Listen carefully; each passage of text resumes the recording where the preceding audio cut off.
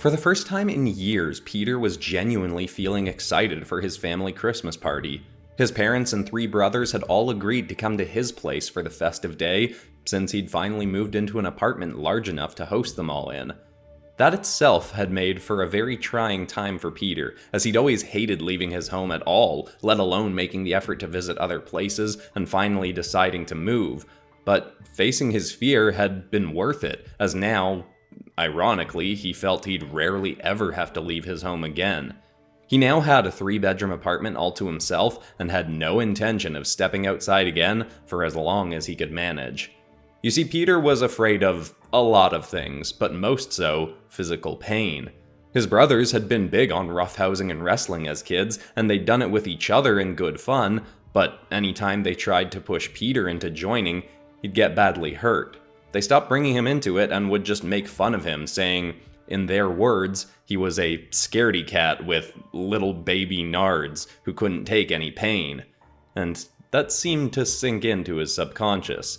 Ever since then, he'd done all he could to avoid any potentially painful situation. This had become much easier for him in the modern day. He could order food, clothes, and anything he needed online to come right to his door, and he worked from home so he didn't even have to leave to earn a living. He'd even hired movers to move his very limited belongings out of fear that he may hurt his back lifting the heavier items. But now he felt he could relax in his new home. With a turkey and a tree and family on the way, he was ready to kick back and have a stress-free holiday.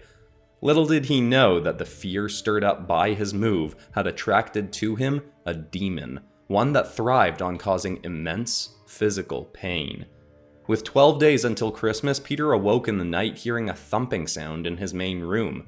Images of burglars immediately jumped into his head, and he was too terrified to go and see what was the matter. But soon he'd find it would come to him, this thing that had caused the clatter. His door handle began to creak as it turned, and then the door was gently pushed open. On the other side was a creature. It was hard to see in the dark, but it looked somewhat like a raptor. It seemed like it was smiling at him, and despite Peter's heart pounding in confusion and fear, he almost thought the thing looked a little bit cute at first. But then 2 more sets of eyes opened on its head, and a set of stony cylinders on its sides lifted off of it and hovered in the air above. Peter just stared in disbelief, thinking he must be dreaming, until the cylinders suddenly shot through the air and slammed into him like battering rams. One hit his head and the other his shoulder, and both hit harder than anything that had ever struck him before, instantly sending shockwaves of pain through his body. He fell out of his bed and leapt up, trying to scramble to his balcony door, but the creature was too fast. It leapt forward and slammed its bony head into his stomach, striking him so hard that he vomited out his dinner. The creature then spun around and slammed its tail into his head. Peter just curled up in a ball, crying on the floor, trying to protect himself as the creature battered him and beat him over and over. It felt as though it went on for an hour, before it just stopped. Wheezing and in agony, he finally looked around to see that the creature was just gone. There was no sign of it aside from the massive bruises, cuts, and welts across Peter's body. He limped over and grabbed his cell phone and called the police, saying that something had broken into his home and beaten him. But when they arrived to investigate, they saw nothing suspicious, and they claimed that Peter looked totally uninjured. When he looked in the mirror, he could see all the injuries that he so painfully felt, but the police stated that he looked totally fine. Seeing no evidence of a break-in, they assumed Peter was either drunk or having a manic episode. They left him the number for a therapist, but besides that, did nothing for him. Peter spent the next day icing wounds that nobody else could see, confused and horrified about what had happened, and in more physical pain than he'd ever felt before. Then, the next night came, and he heard the clattering again. This time, before it could come into his room, he pushed his dresser and his bed in front of the door, trying to block its path. But it was no good, as this demon, called Pachycephalosaurus, is built for getting through barriers. It slammed its body straight through the door and the dresser and bed, and once again started battering Peter with its head. Again, he was pummeled by the creature, and left in what felt like unending agony. The one light of hope that he had was that when the creature finally disappeared again, he'd have proof of its break-in, with his door having been busted down. But when it did go and he looked up in his empty apartment, He saw that the door was now totally fine, and his bed and dresser were even both back in their places. Peter then booked a hotel room nearby for the next night, still terrified that the creature would come for him there, but surprisingly it didn't. Though that didn't make him feel much better. He genuinely loved his new apartment, and he'd taken a big step in overcoming his fears to get it. Was he really willing to let some monster take it away from him? Thoughts of his brother's immature old insults danced through his head. Scaredy cat with little baby nards. Was he really going to keep living his life as the person they claimed him to be? Or like when he moved into his new apartment, could he overcome his fears now and beat this creature? The next day, he went to a hardware store. He'd thought about ordering what he wanted online, but saw that it would take 2 days and he knew he couldn't wait. So he fought through what felt like 2 broken legs and bought himself a sledgehammer and an axe. He went back to his apartment after that, sat in his bed with both weapons under the covers, and waited. Until he once again heard the creature approaching. He threw off his covers, snatched up the hammer, and went to the door. He grabbed the handle, and just as he turned it, one of the creature's battering rams smashed through it, just missing him. He tossed the rest of the door aside, stepped forward, and swung the hammer right down onto the creature's head, cracking its stone-plated skull. It snarled at him in anger, but its battering ram flew back from behind him and slammed into Peter's head. It hurt and made him dizzy, but he'd faced much worse pain in those previous nights, so he readied up again and slammed his hammer right onto the creature's foot. It shrieked out in agony once more, but swung its tail and smashed the hammer out of his hands, sending it flying out the window. Then it leapt forward and cracked its head against Peter's knee. He cried out in pain and fell over, but dragged himself quickly back into his room. The creature limped on behind him and smashed its battering rams against his back, but he kept going, fighting through the pain. He got to his bed, whipped off the sheets, and grabbed the axe. The demon leapt at him again and lunged with its head, but Peter swung his blade right through its neck. The dumb beast was dead. As it had before, the creature disappeared, but this time, it never returned, and Peter's invisible injuries rapidly healed over the next 24 hours. But better still, Peter largely overcame his fear of pain after that. He figured he'd faced such immense pain on those nights that nothing else could ever really compare.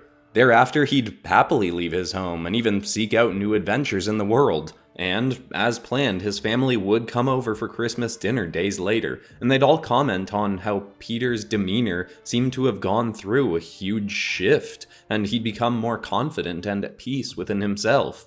So what exactly was this shift? Well, if you'd ask Peter, he'd say that scaredy cat's nards had grown 3 sizes that day.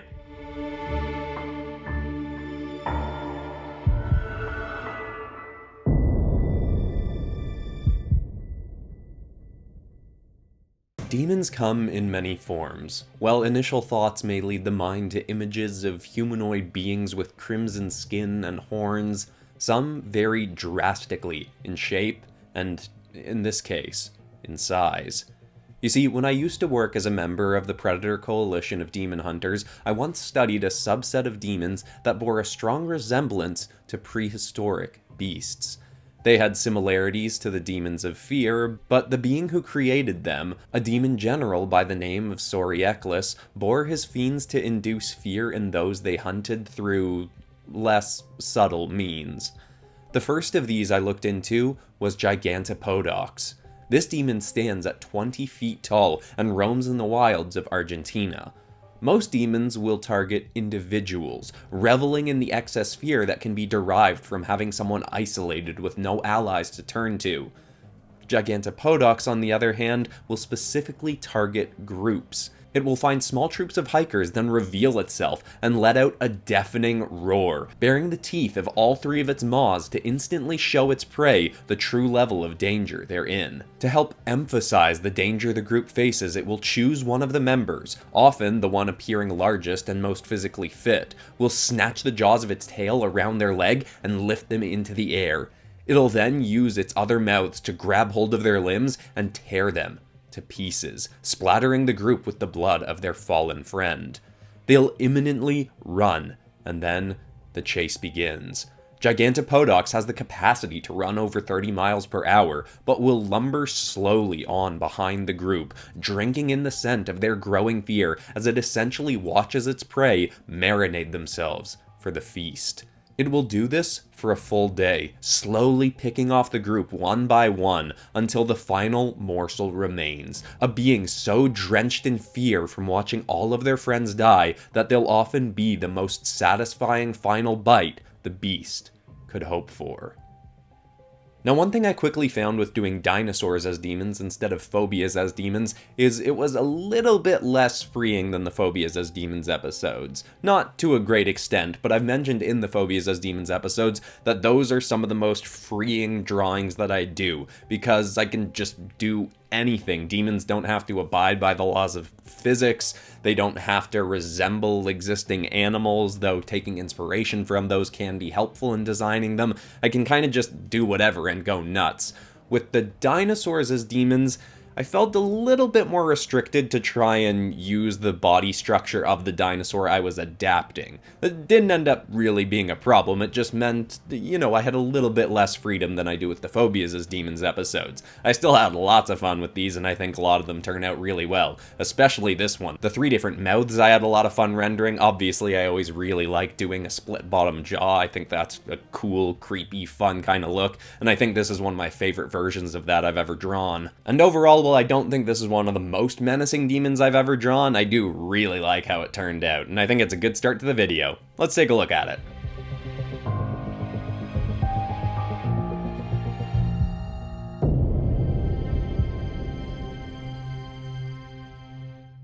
Gigantopodox isn't the only of Saurieclus' demons to do its hunting in Argentina, nor is it the only one of massive size. In fact, the height of the demon, Dreadnoughtus, far exceeds that of its predecessor. This creature seems modeled more off of herbivorous dinosaurs, and does have the capacity to appear friendlier than others of this subset, but when it reveals its full terror, there is no doubt that this demon is certainly as dangerous and ruthless as the rest. When Dreadnoughtus first reveals itself to a hiker, it will do all it can to keep them calm. Not always an easy task, as it's a creature whose neck reaches 30 feet high. It will keep its movements slow and chew on leaves or grass to give a further sense that it's a non-predatorial creature. If its prey doesn't run and instead takes pictures or even gets closer, then its sadistic game is on. It will slowly lower its head to them, perhaps even let them pet it, doing all it can to lull them into a sense of safety, as the contrast that comes from drawing them out of that state into full terror is exactly what this demon is after. With its head close to its prey, it will open a second set of eyes, then a third. Often this will begin in its prey a slight increase in heart rate. Then it will let a set of fangs grow from its mouth. Its prey will start to realize they may be in danger. It will let out a gargling bellow as it suddenly allows the flesh around its stomach to peel back, revealing bones and a gelatinous mass of purple slime that will occasionally have floating within it the remains of its previous prey. With that, its new victim will be sinking farther and farther into terror, at which point it will reveal its most horrific feature. Dreadnoughtus' neck will slowly peel open, revealing that the entire appendage is one massive toothed maw. It will often then snatch the person up within that mouth, but not chew them yet, simply allowing them to writhe, trapped inside the slimy flesh that will soon become their tomb. Now with this one, I did end up doing essentially what I was trying to do, making a demon that looks pretty monstrous but also has a little bit of cuteness to it, because I wanted to show in the drawing that it does a little bit of luring the person in with a more appealing look and then reveals monstrousness. But I do think I might have made it look a little bit too cute. Like, it's got a bit of a grin on, its eyes are like smizing, or at least one of the sets are, and it, just a little bit too much cuteness in here for a monster that's supposed to be really terrifying and menacing. I mean, as I said, that is kind of supposed to be part of the design. I just think I could have leaned a little bit more monstrous. I am very happy with how the neck turned out, though. That was the idea that sold me on this. Originally, I was actually going to do a Stegosaurus instead of a Brachiosaurus or Dreadnoughtus or something like that. But when the idea hit me to do some kind of long neck dinosaur where the entire neck is a big creepy mouth, I was just like, ooh, that is a peak dinosaur demon idea right there, and I just had to go with it. That was the part of the drawing I was most excited to do, and I do think I executed that part really well, so overall I do consider this drawing definitely a success.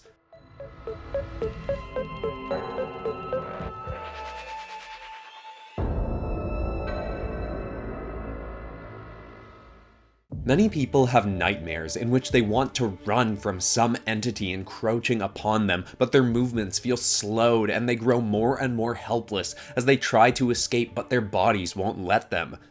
This feeling is exactly what Triceratops tries to imbue in its victims.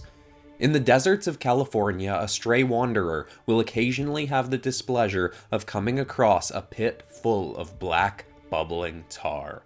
From its very edge, they'll hear a faint whimpering, and upon a longer look, they'll see something near the bubbling mass's edge, seemingly trying to push its way out of the tar.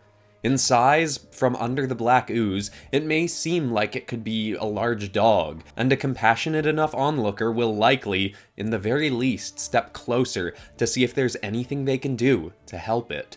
The whimpering will grow more and more desperate, and the person will draw closer and closer, until the sound just stops. Then a burst of black slime will shoot forth, covering the poor soul, now victim to a demon's assault. The ooze is hot and makes their movements laborious and slow. They try to run away, but each step is a trial, as they must rip their foot free from the sticky ground with every move. As they try to get away, what will slowly raise from the depths of the muck is not a dog or any such animal, but the head of Triceratops. A bubbling blend of demonic tar and lumpy pale flesh and bones. As its prey continues doing all they can to run, while only getting mere feet away, the creature lurches the rest of its murky self out of the pit one limb at a time. It will make a whole array of menacing animalistic calls as more globs of slime spew out onto its prey. When it deems them ready for consumption, it will complete its slow lumber over to them. Then, feet first so they can watch all the way in, it will swallow them whole to suffocate in its amorphous mass. Now this one I think I might actually like the lore better than the drawing, not because I have anything against the drawing, I just really like the lore for that one. It's like creepy and that sense in a dream where you're really trying to move away from something and you just feel like you can't and you're becoming more and more helpless. It's just really creepy. I haven't had that in a long time, but I feel like now that I'm thinking about it actively and writing it into a video, I'm probably gonna have a dream like that sometime soon. Hope not, but we'll see. Anyway, as anyone who watches this channel knows, I love rendering out slimy kinds of things. I think I actually tend to prefer nowadays more translucent slimy kind of stuff, like L8, the SCP Superhero 999 I did a while back, where you can kind of see into it a little bit more. That's a little bit more fun, but regardless of the kind of slime, it's all pretty fun to draw for me. I just like that shiny, glistening sort of look, especially when I mix it with something that's not like that, something that's a bit more rougher texture, like a lot of this creature's body with some bumps and stuff on it. Just the blend of the two slightly different types of rendering I think looks really cool together. I also really like the name of this one. Someone commented a while back that they thought my demon names were my best kinds of names on the channel. I don't remember who that was, but I think I gotta agree. Triceratops. I think a lot of these are really cool. Anyway, hope you all like the result. Let's take a look.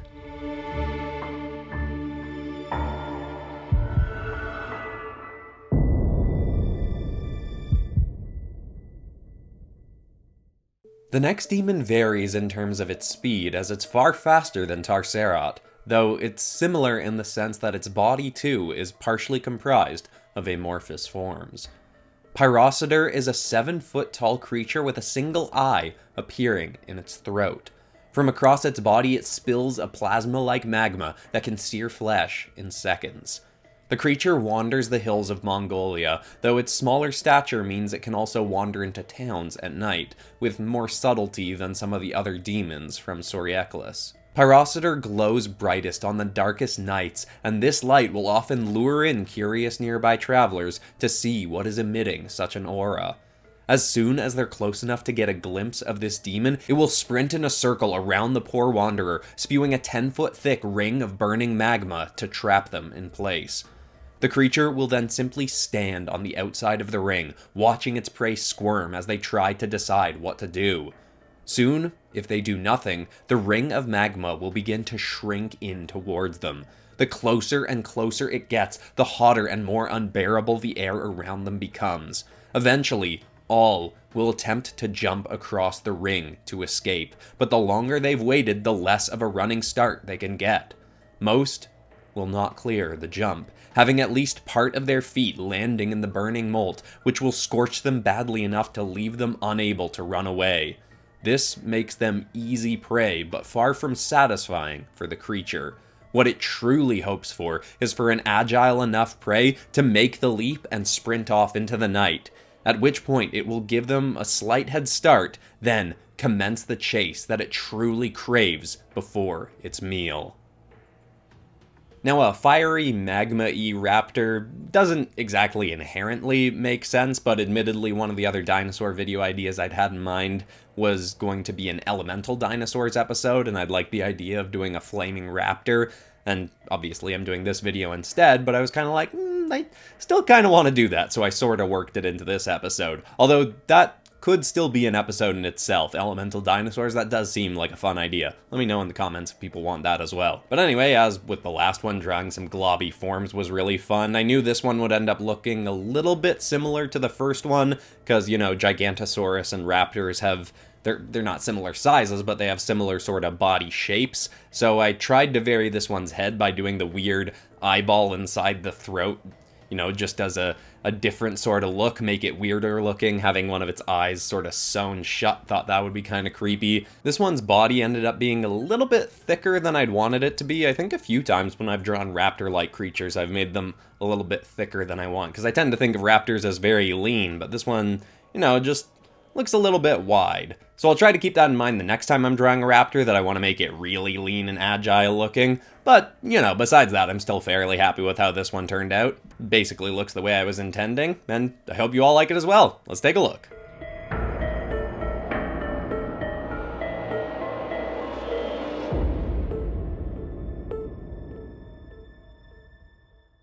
Humans are allegedly born with only two inherent fears, the fear of falling and the fear of loud noises. But along the journey of life, most of us will pick up anxieties around various other beings, creatures, or aspects of life. Sometimes these can be fairly rational, but others, at a glance, can seem outright silly. The fear of dinosaurs, for instance, known as dinophobia, seems completely illogical for someone living in the modern day. Except to those who know what creatures of the night are truly lurking out in the world. The demon Saurieclus used to hunt down people with a fear of dinosaurs, as it was the flavor of fear it most craved.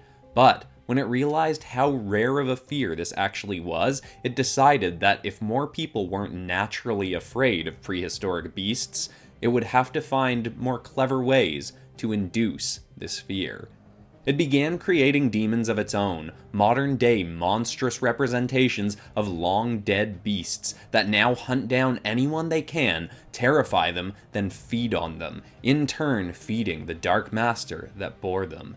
One of the largest of Saurieclus's creations is Mosasaur, the sea demon.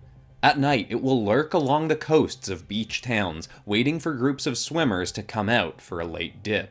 When they're far enough into the depths for it to swim under them, the demon can shift the tides above to draw the group farther out to sea. While doing this, it will have its body totally darkened so they can't yet see the beast below, allowing the fear of being lost at sea to stir the initial terror. But once it has the swimmers far enough from land to give them just the slightest hope that they may swim back, it will light up. Orange bumps will illuminate along its back, and vibrant orange muscly segments will peel open along its side, revealing itself to its prey above as it moves in a wide circle around them. It will let the tide rest so they can try to swim back, but at this point, hope is lost. For most of them. Mosasaur will lightly bite into the heel of the swimmer at the back of the pack, letting them call out for help before pulling them under. It will do this again and again, each morsel more fear-drenched than the last, until only one swimmer remains. Then, it will let them escape.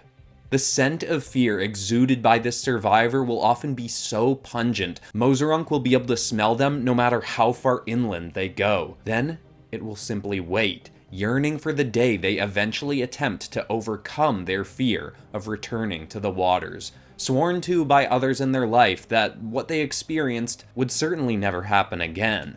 It is a gamble on this demon's part, but if they eventually do return to the ocean, Mosasaur will be there, ready to rekindle their terror and devour their long-marinated prey. Now I've got to say, I think this might be the coolest creature head I've ever designed, which is a big thing to say because I've designed a ton of creatures on this channel, and the part I usually focus most on is the head. But I just think this turned out really cool, and funny enough, I actually think I probably could have implemented a little bit more of a Mosasaur look, since that's the dinosaur I was adapting. Probably could have narrowed the snout a little bit more. But regardless, I still think this turned out really awesome.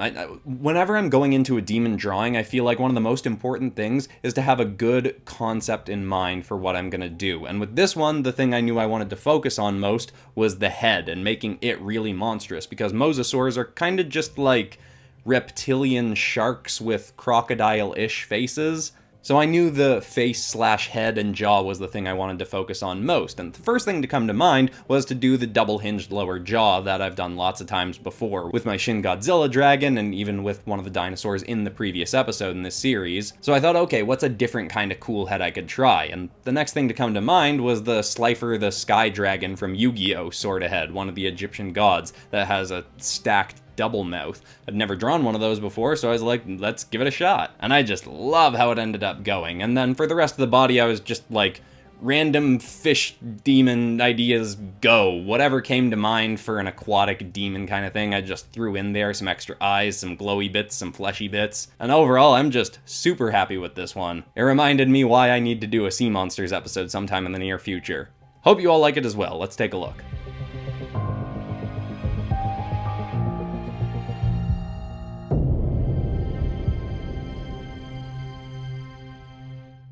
While there are many people in the world affected by a fear of flying, most will willingly step onto an airplane without much concern. But even the bravest of us know that if that plane started to go down, a heavy dose of fear would be surging through us all. Terror Air uses this fear to its advantage. The demon targets small passenger planes, usually flying through turbulent skies. When it's in range of the vessel, staying hidden in the clouds, its body's natural aura will scramble communications, leaving no way for the pilot to warn of the creature's existence or to call for help after the impending crash.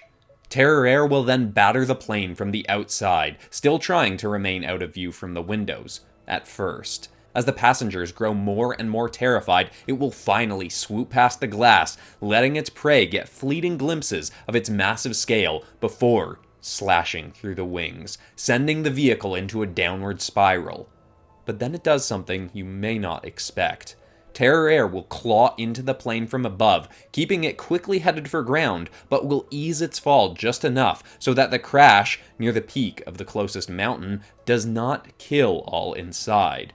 If it's done as desired, most will have survived and will eventually, in a near petrified state, stumble out of the broken vessel to see that they're still very far above the ground. Only then will Terror Air fully reveal its form, flying just above the group, its thunderous wings causing winds that may even push some of the survivors off the edge. As it drinks in the swirling fear and confusion from below, it will swoop down, and, as so many of Saurieclus' demons do, will begin picking off the group, one by one.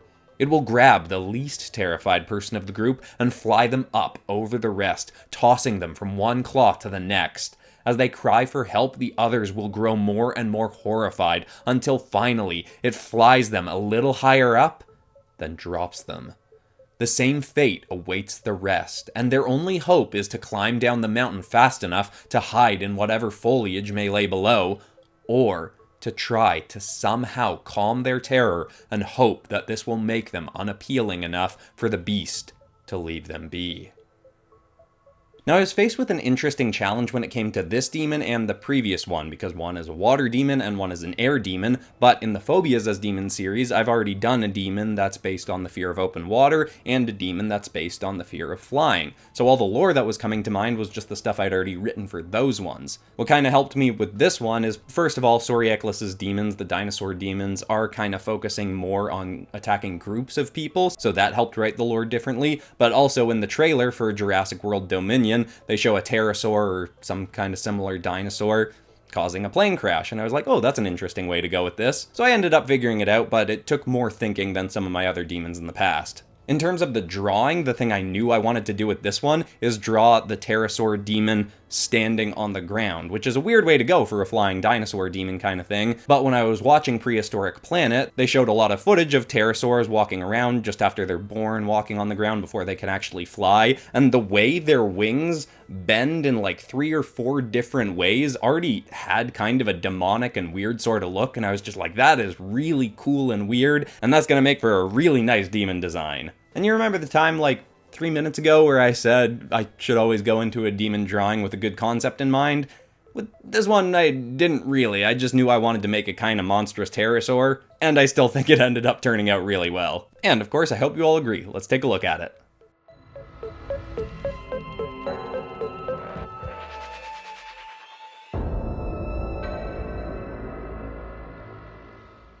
An ancient Chinese form of torture called Ling Qi saw people slowly killed by a series of small cuts across their body.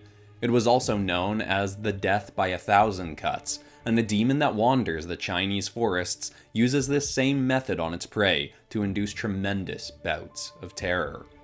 Therizinosaurus reaches nearly 30 feet in length, and its entire body is covered in jagged claws and spikes. It will specifically target travelers wandering through thick woods, where it has a hard time maneuvering due to its size, in an attempt to imbue in its prey the hope that they may be able to escape the demon. But once it has their scent, this is nearly impossible.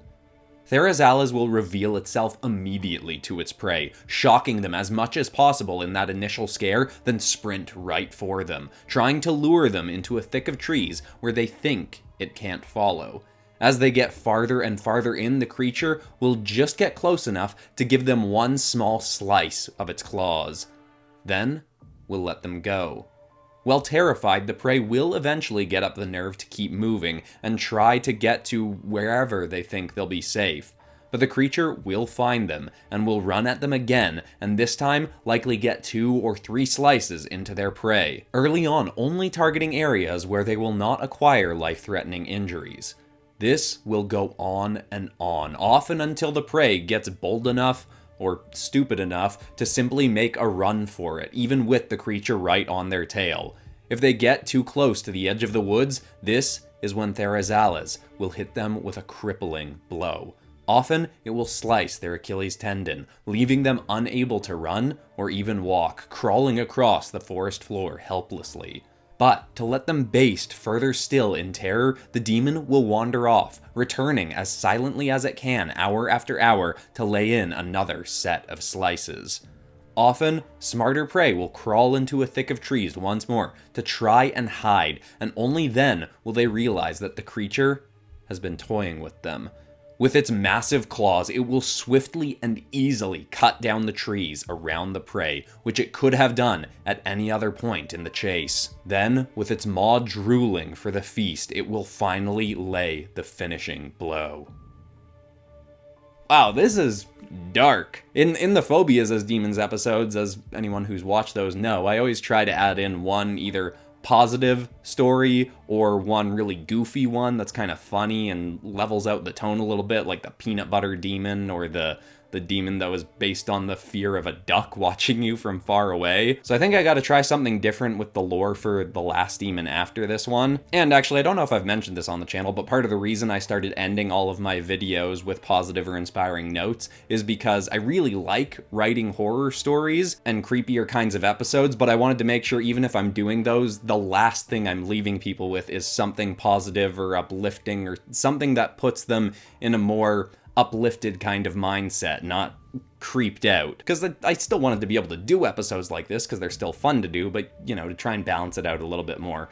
But anyway, the Therizinosaurus was probably the most requested dinosaur from the last episode in this series, and there's probably a few different reasons for that. One, it's a pretty unique dinosaur. The other is it looks like it's going to be showing up in Jurassic World Dominion, but also probably the main reason is it's got these massive claws. Like, I was barely exaggerating with the claws that I gave this demon, and that was the core idea I went into this one with. It's got really big claws, so let's just give it claws and spikes all over its body. They're gonna be everywhere, and that's the main thing about this demon. I also didn't give it teeth, even though a lot of my demon characters, I think giving them jagged teeth is usually a cool addition, makes them a little bit freakier looking. But the Therizinosaurus was either herbivore or omnivore, don't totally remember. Either way, it's not a carnivore. So I was like, okay, let's not go with the jagged, sharp kind of teeth and see if I can still make it freaky looking. I think it still looks good, but, you know, I do really like sharp, jagged teeth.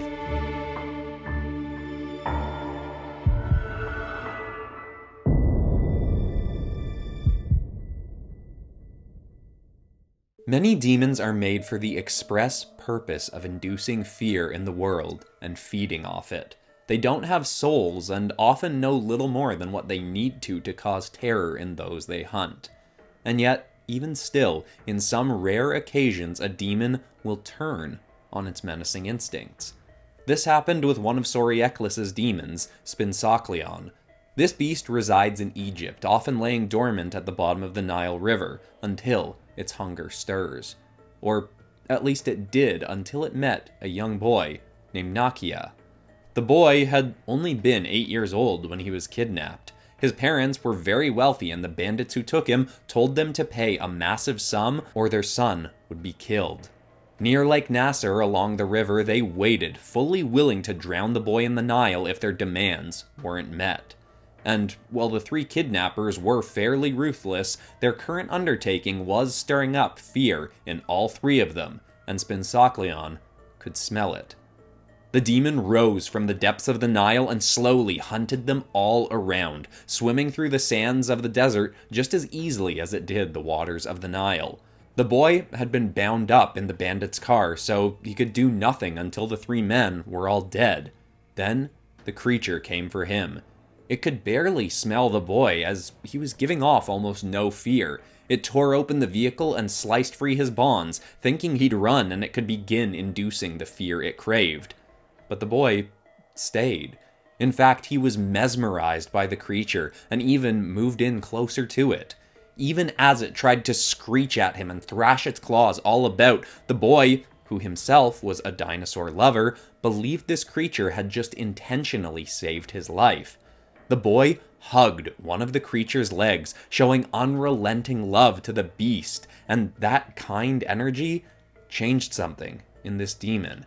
Now, a decade later, Nakia still returns to that site every few months to spend time with Spinosaurus and to continue showing his love and appreciation to the demon that accidentally saved his life. A demon that somehow has not needed to consume a single being since meeting this boy. Oh, that feels a little bit better, having some kind of positive story in there. I feel like this really needed that. I don't know if it's noticeable, but I'm writing/recording this lore a little bit differently from usual. Oftentimes, I'll write all the lore or the whole story for an episode and then record the rest. With this one, I'm writing the first one, then recording, then writing the second one, recording, and so on. Hence me getting through the third one and being like, oh geez, I really need to add something positive into this. And it works canonically because In this series, in my series of doing demon stuff, it's not unprecedented to have a positive or a good demon. In Benny Sharp Saves Christmas from Lots and Lots of Demons, the first Multiverse Tales demon episode that was also a community redraw, Empty Vessel submitted Ralph, a Christmas demon that helped out the demon coalition of... I always mess up what are they? The Demon Coalition of Predator Hunt? No, the Predator Coalition of Demon Hunters. Geez, that's a clunky name. But anyway, the group that the narrator of this series, Mara, used to work with. Ralph teamed up with them. Positive demon, it was there. But anyway, in terms of the design for this one, my main idea going in was I was going to take the sail that runs along the Spinosaurus's spine, and I'm just going to add a bunch of those everywhere, looking kind of like buzzsaws or something, and even have one going through its mouth. I think that's a cool idea and fairly well executed. I had to darken up the sail behind it a bunch to make sure the jaw stood out. And I still think the first demon from this episode has the coolest mouth, but I am also very happy with this one as well. I hope you like a slightly more positive finale, and let's take a look at the last demon.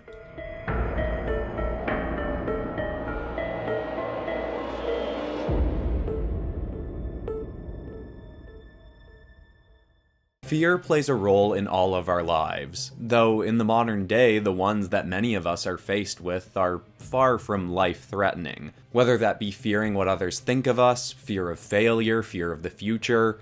Strangely enough, facing something truly horrifying, facing a survival situation with very little chance of escape, can actually be a positive, as it can put into perspective how trivial many of our common fears really are. This sort of awakening happened recently to a young woman named Ella Friglos. She'd been an aggressively overworked production assistant and part-time waitress who'd finally been convinced to take some time off by her concerned friends and family. Yearning to keep busy so as not to think about the work she may be missing out on, she set off to Chile to do the Cerro Castillo hike. It was an absolutely gorgeous trail and could have been an incredible trip, if she'd truly been able to appreciate it. For the first few days, her head was consistently swirling about whether her career was moving fast enough and the extra hours she'd have to pick up when she returned. But soon enough, she'd have something far more horrifying to concern herself with. On her third day, Ella started to hear loud, rumbling footsteps approaching her from behind, and yet every time she turned, there was nothing to be seen. She kept hiking, and the thundering steps would get louder and louder, till she could feel them quaking the ground, then whip around again, and still see nothing. She thought she may be going insane, until she turned to her trail once more and saw right before her an 8-meter-long black and crimson beast, one of the many demons of Saurieclus. The demon general Saurieclus has creatures stationed all around the world, instilling fear in all they cross, but none have an ability quite like the fiend Ella faced. Carnotaurus. Carnotaurus has 8 yellow eyes, the 2 largest of which are in the palms of the hands on its tiny arms. The limbs are so small they seem as though they'd serve no purpose, and yet they are an essential part of this creature's arsenal. It can swirl the arms in a circle, and as Ella quickly found, when you stare into the eyes as they swirl, you quickly become transfixed. Ella was quickly hypnotized by the beast she faced. Her body no longer followed her commands, save for her eyes, which were still willingly producing tears, as this creature forced her to climb the spikes along its legs up onto its back, so it could march her off to its cavern, and to her death. Through the whole march, the creature had its head eerily twisted around and leering at her, with its sideways opening mouth twitching and breathing nauseous fumes into her nostrils. This went on for an hour. They even passed other hikers, yet none seemed able to see Ella or the beast she rode, and she couldn't call out to them as her body was under this fiend's control. Her terror was growing and growing, horrified that at any moment the creature may chomp down on her.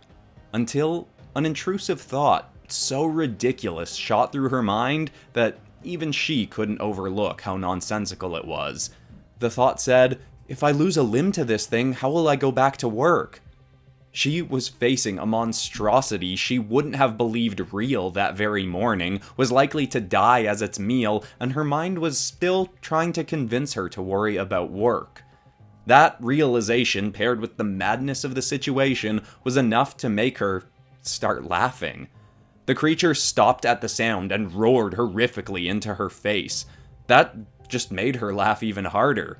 The beast twirled its hands back towards her and spun them again, but the hypnosis wasn't taking effect. Ella soon found that she could move her limbs once more consciously. The creature roared and shrieked at her, but she was soon able to clamber back off it to the ground.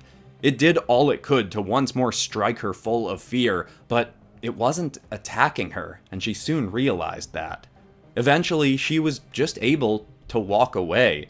She looked back only once, and when she did, the beast was gone.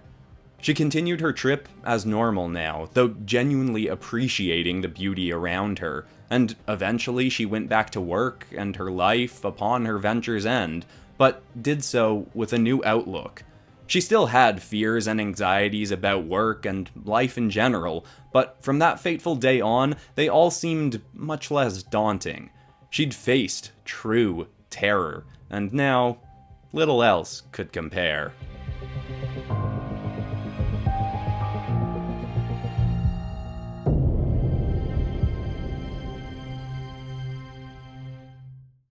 Now, not all demons of Saurieclus are so easily escaped as Carnotaurus. One has even been made with the express purpose of scaring those who have already faced traumatic and genuinely life-threatening situations. The cruel and vile Saurieclus made this demon, Ankylosaurus, as a trial for itself to see if it could scare the most hardened military veterans. The demon is essentially a living lightning-spewing tank. Its body is diamond hard, and it has 3 maws, from each of which it can fire explosive blasts as well as devour its prey. Its attempts to instill fear usually begin with a bang, as it will seek out rural farms owned by veterans and bombard the area all around where they slumber in a barrage of destruction. Because of its near impenetrable hide, it will essentially encourage them to pull forth whatever weaponry they may have available and fire freely upon it. It will take the fire and continue lurching towards them, shooting all around them, obliterating the terrain and their home in a show of its might. Only when it gets them to a place of feeling totally helpless will it consider consuming its meal. Though, I'd personally not bet on this demon having many more meals left. 2 months ago, it tried its might against a retired Navy SEAL, thinking it could inflict terror upon him, not realizing how much one must go through to become a SEAL in the first place.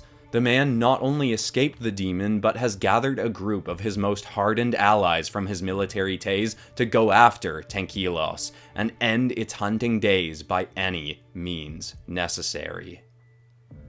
Now, the lore for the first drawing was a little bit too long to add any design notes, but that first design also kind of spoke for itself enough. The rest of the drawings will all have design notes, and for this one, I was just really excited by the idea of making an Ankylosaurus tank. Like, that concept just felt really fun to me, and I like how I executed this one. I was taking a little bit of inspiration from my Elemental Ice Demon from the Elemental Demons episode. You can probably see that with the big stony forearms, only, I went with a stonier sort of texture and not an icy texture. I also thought this mouth being kind of canon-like, its main mouth, would be a kind of fun and different sort of look for one of my demons. This is one of those ones where I think it might have turned out a little bit too cute because I made its eyes a little bit too big, but, that kind of happens once per demon episode. I'll do one that I look at and I go, a little bit cute.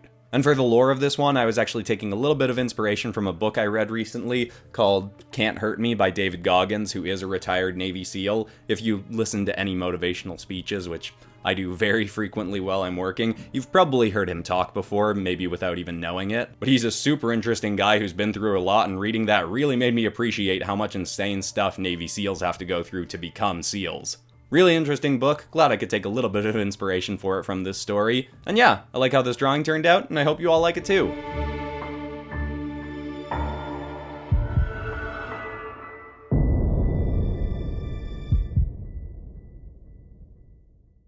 The next demon of Saurieclus is one that may have actually had an interesting effect on a small element of pop culture.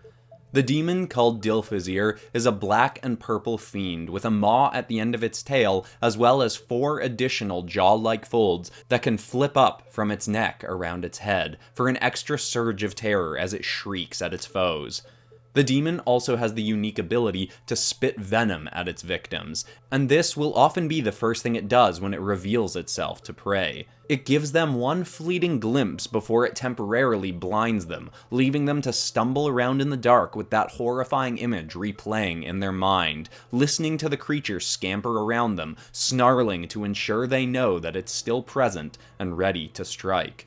The venom will also fog their mind and make it so their confusion is further heightened, even as their vision slowly returns. Often, Dilophosaur will spit into their eyes again and again, keeping the terror going as long as it can, marinating its foe more and more in fear of what is to come. When it finally devours its prey, it will do so using both its maws simultaneously, every fear-filled bite sending dark energy directly to the demon's master. Now, this demon has existed for quite some time and was one of the first Saurieclus made, which has inspired rumors in the Predator Coalition of Demon Hunters that this creature actually had an influence on how the dinosaur this demon resembles, the Dilophosaurus, is portrayed in popular culture. You see, the author of Jurassic Park, Michael Crichton, fictitiously portrayed these creatures as having the ability to spit venom, which was not actually true for these prehistoric creatures. They also didn't have the frilled necks implied by the famous movie adaptation of his book. Hence the rumors that Crichton may have had a run-in with Dilophosaur and simply kept it under wraps, assuming no one would believe him, perhaps even thinking it to have been a dream himself, or simply having repressed the memory to bury the trauma of the event. This could explain where he got the ideas that many now falsely associate with the Dilophosaurus. It's entirely possible that it's a coincidence, but I certainly wouldn't rule out the idea of the author being a survivor of a horrific demon attack.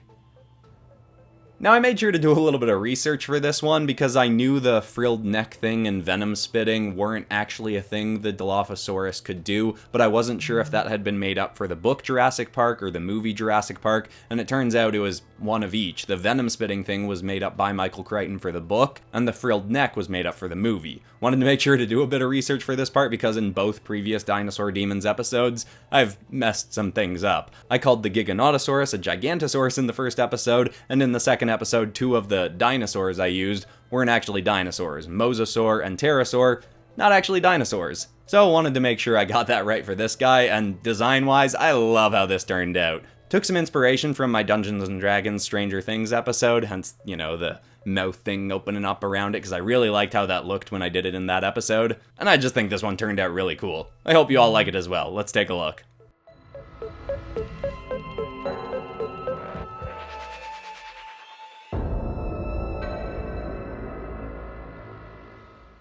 Now, after hearing much about the demons made by Saurieclus, you may have wondered about the demon general itself, the one responsible for these beasts. Saurieclus's form is difficult to describe as it can drastically change in a matter of moments. You see, Saurieclus has a body that can shift forms into various dinosaurs or parts of prehistoric creatures. One moment it could resemble a Tyrannosaurus, the next a Triceratops, or even make the head of a dinosaur spawning from its arms or legs or tail. The demon is largely green and black with crimson eyes, often having 4 on its head looking off in different directions. Saurieclus used to be one of the lesser demons of fear. Craving those with a fear of dinosaurs gave it far fewer meal options than, say, Nyctos, who seeks those who fear the dark, or Claustraniac, who hunts those with a fear of tight spaces. But, unfortunately for us all, this lack of options eventually led Saurieclus to an idea that some other demon generals have gone on to do since. Instead of hunting down those who already feared dinosaurs, it created the small army we've been discussing to instill this fear in many. Beyond that, when the demon minions consume their prey, part of that dark energy absorbed will go directly to Saurieclus, wherever it may be at the time. This means Saurieclus can simply rest wherever it chooses while still being frequently fed. Saurieclus has been a priority to kill for the Predator Coalition of Demon Hunters, but since it can be hiding anywhere, this demon general has remained out of reach. Unfortunately, we know that killing a demon general will not automatically kill all their minions, but in the least, it will prevent Saurieclus from creating any more of its monstrosities. Now, I did want to do one more, technically non-dinosaur design for this episode, a plesiosaur as a demon, but I think I'd mentioned to a few people that if I did do a third episode of Dinosaur Demons, I would actually draw Saurieclus, since I've mentioned him in all 3 episodes so far. And I knew I wanted to incorporate a bunch of different dinosaur designs into this one, so eventually I just thought, yeah, why not have a demon that can shift form into a bunch of different dinosaurs? Also, I really like the idea of doing a Beast Wars style dinosaur hand, but on a non-Transformers kind of character, and I really like how that turned out. My favorite part of the drawing is the T-Rex sort of head. I really like how the saliva is kind of spewing off it like it's roaring, and how the arm has some shifting bits like it's mid-transformation. I also really like the pose of this one. It's something that I think I've done it like 3 times lately, maybe it's just been 2, but ever since I did the Monster Hunter Folklore episode, where I had that mer creature kinda sitting up on its tail with its arms hunched over a bit, I really like that idea of a creature just sitting up on a tail. I like it here, but I think it was more effective in the Monster Hunter episode. But still, overall, quite happy with this drawing, and I hope you all like finally getting to see Saurieclus. Here it is.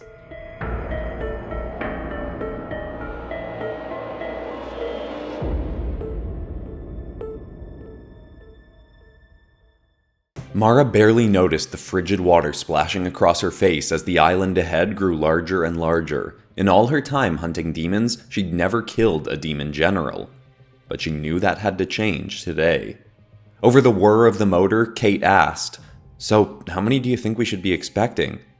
Mara broke her stare of the approaching island and turned to her semi-frequent demon hunting ally.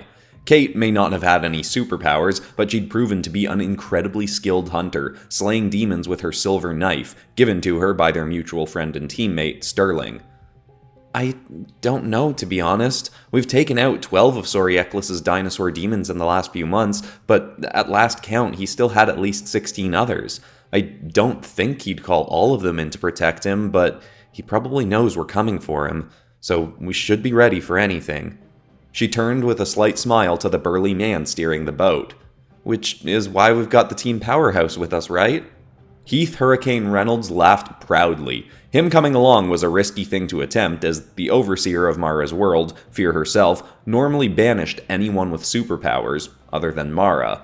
Luckily, their friend Astra had managed to figure out a way to temporarily mask his energy from Fear, though they hadn't been sure it would actually work until he joined them that day. "I appreciate the compliment, Mara, but I'm pretty sure we all know that's empty flattery. I haven't been the powerhouse of this group since you joined up. But if you want to test that theory, we could use this mission as a little competition." Mara rubbed her neck. "Oh, I don't know. I'm not really that competitive." "Come on, you gotta give me a chance to prove I can hold my own against you. How about whoever kills the most demons on this mission has to pay Vasilia to make the other person a Buster Sword, as a sign of them being the team's true powerhouse? How about that?" Mara had always wanted a weapon from Heath's armor-crafting girlfriend Vasilia, but had been too shy to ask. "Okay, sure, you're..."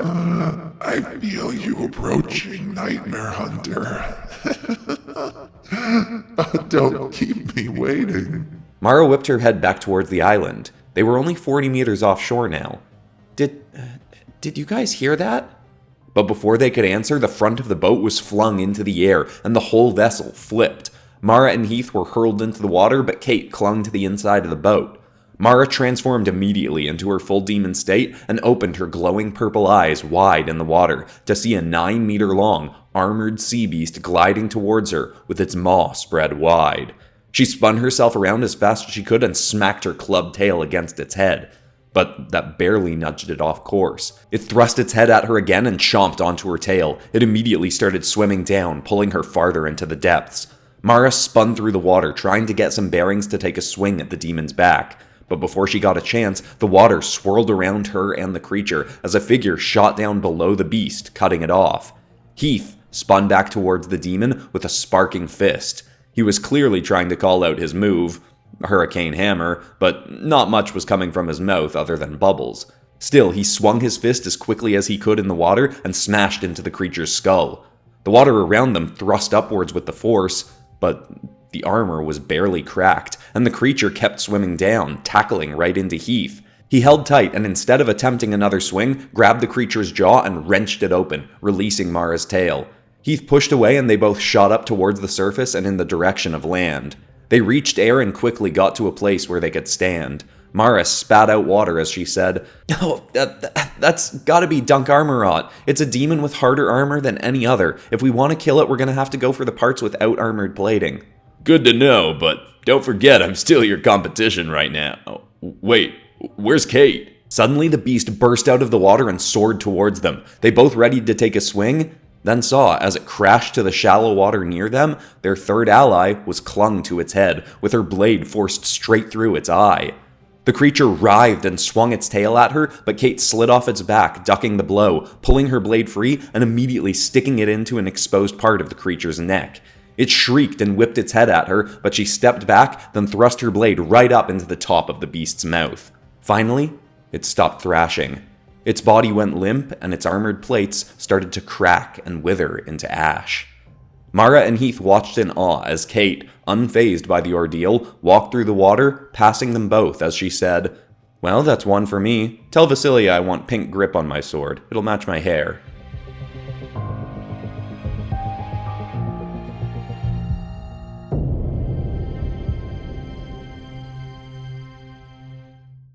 Heath and Mara followed after Kate as they all headed into the forest towards a small mountain in the island's center.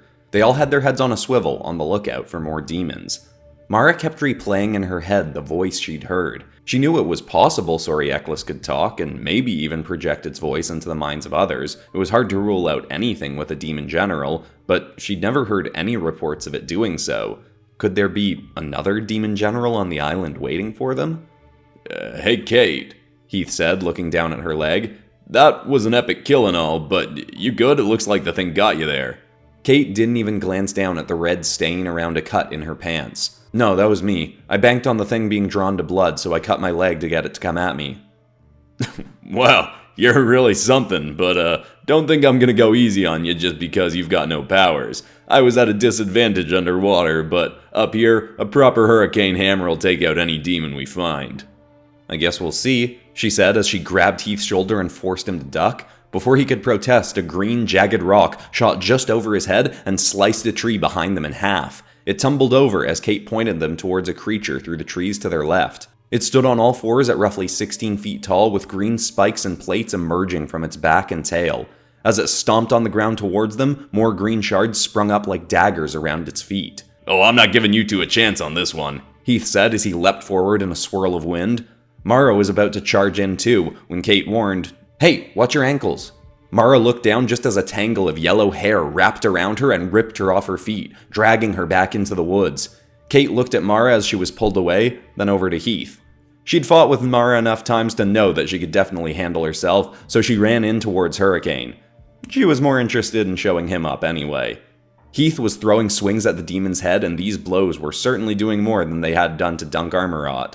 Each blow was cracking off chunks of the demon's plated head, but every time it revealed more of its skin, there were more misshapen red eyes peering through from beneath. Heath expected to be blocking a blow from its tail at some point, but instead was thrown off as it quickly ducked its head and flung its whole body into a somersault, sending its spine blades towards him. He thrust his arms up to catch it and managed to hold it in place. He lifted it into the air, but the shards he held cut into his palms. As soon as they did, his vision started to distort.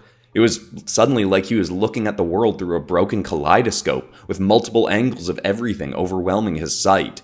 He closed his eyes and leapt into the air, still holding the demon. "Hurricane, hurl!" He smashed the creature straight back into the ground, and a crack of lightning exploded from the sky onto it as it cratered into the earth. Heath landed and stumbled next to it, opening his eyes again, but everything was still distorted and spinning around. Though he could make out a brief glimpse of Kate running at the demon with her knife drawn. As she approached, the demon tensed its whole body, and more shards exploded out of it towards her. She dove and slid under the first batch, but it unleashed more and more towards her, and she had to retreat. Giving Heath another shot. He closed his eyes again and hurled his body towards the creature full force, solely based on sound. He tackled right into the demon's head while it was distracted with Kate and gripped it around the jaw and skull. If you think I'm afraid of fighting without sight, demon, you clearly don't know Heath Hurricane Reynolds. A vortex of wind erupted around him as he pressed his feet onto the creature's legs and ripped his upper body backwards. He tore the creature's head right off and flew backwards. He crashed to the ground, still holding the skull in his hands, and it immediately started breaking down into ash and green dust. As it did, Heath's vision returned to normal. There, this contest is all tied. Hey! But he looked towards Kate to see that she was already running back through the woods towards Mara and the demon that she faced.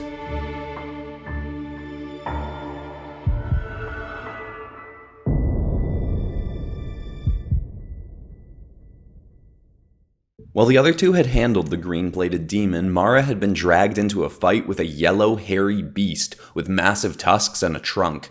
She'd managed to rip her leg free, but another set of hairy tendrils had quickly wrapped around her arms and waist. She swung her tail around her body and over the hairy strands, then smashed it down onto them. The blow whipped the demon's body down, crashing its head into the dirt, but more and more hair just came after her. Her tail was soon pinned to her back, and her limbs were bound as well. She tried to rip herself free, but nothing worked. The demon was shockingly strong. More and more hair just wrapped around her, and soon she could feel it starting to crawl into her ears. She thrashed her head to the side, but soon even more of the hair came up and started sliding into her nose. She opened her mouth and bit into the hair to try and keep it from going farther in, but it was a temporary measure at best.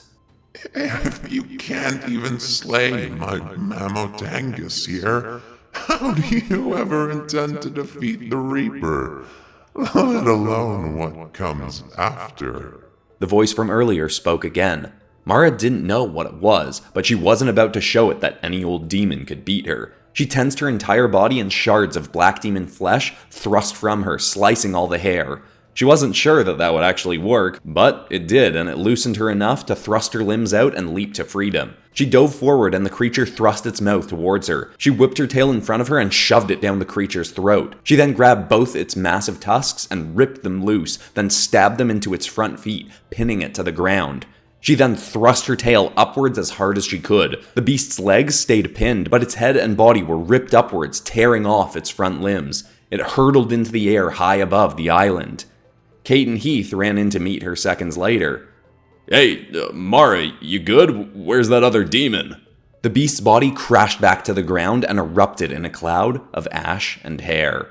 Heath waved the debris away from his face. Oh, well, I guess we got a three-way tie now. But Mara wasn't focused on the competition. Something's wrong here. I've never heard of that demon that I just fought before, and it seemed way stronger than it should be able to be. In my full demon form, it shouldn't have been able to bind me as easily as it did. I think Saurieclus has more help than we think. Mara explained the voice she'd heard in her head a few times now as they headed closer towards the mountain. She said that she didn't get the sense that it actually was Saurieclus, and soon she'd be proven right. They came to a tall, wide cave mouth in the mountain. Around it were large footprints that Mara guessed could either be the demon Gigantopodox or Carnotaurus, but she couldn't be sure. Regardless, they all marched inside, ready for anything.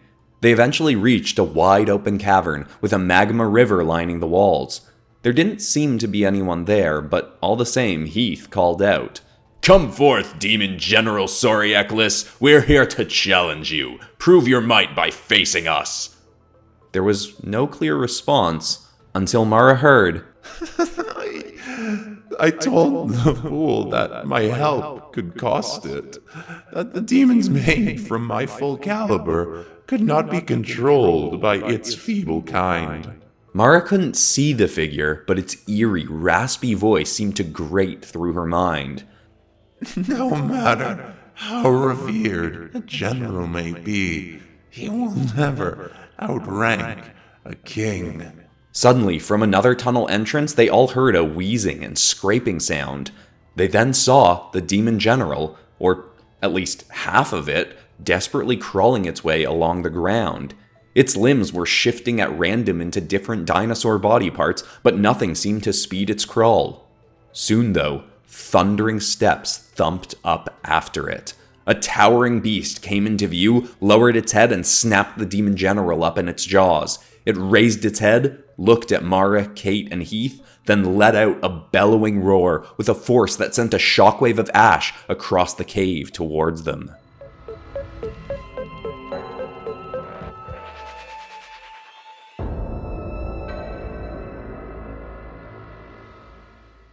Alright, so not the boss level we were expecting, but that doesn't change the fact that I'm gonna be the one to beat it. Heath leapt forward like a rocket with his fist cocked back, but with shocking speed, the demon Rex sprung forward itself, and before Heath could even take a swing, it bit into his torso with 2 rows of massive teeth and slammed his head into the ground. Before Heath could even cry out, it tossed him into the air, whipped around, and smacked him with its tail, sending him crashing into the wall of the cave. He would have fallen straight into the magma, but Mara leapt after him and caught him, springing back off the wall to the ground. Despite Heath's elevated durability, the demon's teeth had still broken through his suit and skin. He was bleeding, though not severely. Still, they barely had a second of rest before the demon was thundering towards them again. Kate was running up behind it, blade in hand, but without even turning around, it swung its tail at her. She dove over it, but right as she was above it, it shifted its swing and smacked her up into the air, then whacked her again, sending her rolling across the ground. The demon thrust its mouth forward right towards Mara, but she snatched its lower jaw and darted sideways like a bolt of purple lightning, wrenching its head away from Heath. Though its tongue quickly sprung out longer, wrapped around her neck, and pulled her into its jaw for it to chomp down.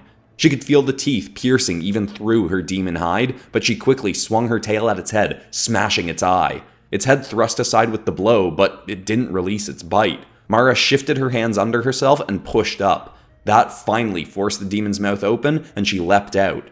The demon quickly tried snapping at her again, but Heath suddenly exploded through a gust of wind, tackling the creature's side and slamming its body to the ground. Again though, it was faster than expected. It swung its leg around, pried its foot between itself and Heath, and kicked him back across the ground. The beast was quick to get back up, but as it did, Kate leapt onto its back and was stabbing her knife into its most exposed flesh. As the demon was distracted with her, Heath regrouped with Mara. This might ruin our little competition, but I think this thing might need even more than a full-force hurricane hammer. How about we see what a double strike from both Sharp Gang powerhouses can do, huh? Mara nodded and flexed her right demon fist, making it grow larger and harder. Electricity crackled around Heath's body as his eyes started to glow. They marched forward together, and as they did, the electricity on Heath's body shifted from blue to a purple hue, like the glow of Mara's eyes.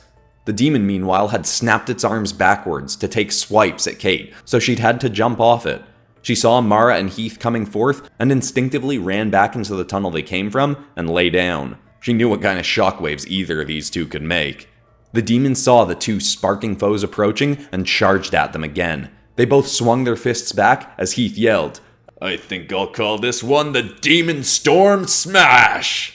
They both exploded forwards and hammered their fists simultaneously into the demon's skull. The magma around them sprung into the air, and the force hit so hard that the creature fired back through the walls of the mountain and disappeared from view. The shockwave had been so strong that it sent Kate rolling back through the tunnel.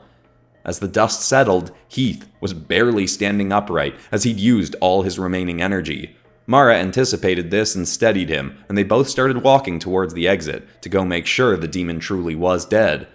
But as she was leaving, she heard the voice again. You have some impressive allies, Nightmare Hunter.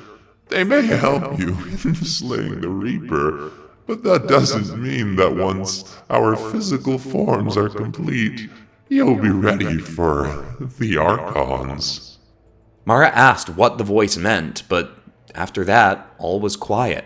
It was gone. She and Heath got outside and around the cave to find that, astoundingly, the demon was still alive.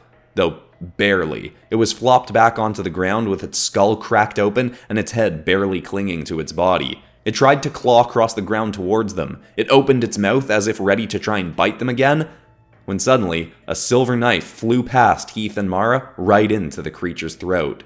It stabbed in, and finally, the beast let out one final choke and dropped, fading into a mist of ash.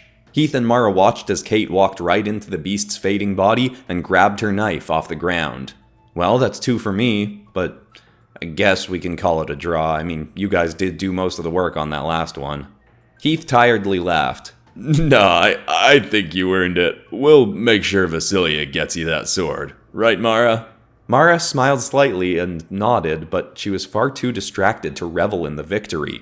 Sure, Saurieclus was dead, but the rest of his dinosaur demons were still out there, and worse still, what was this new threat they had to worry about? What were the Archons?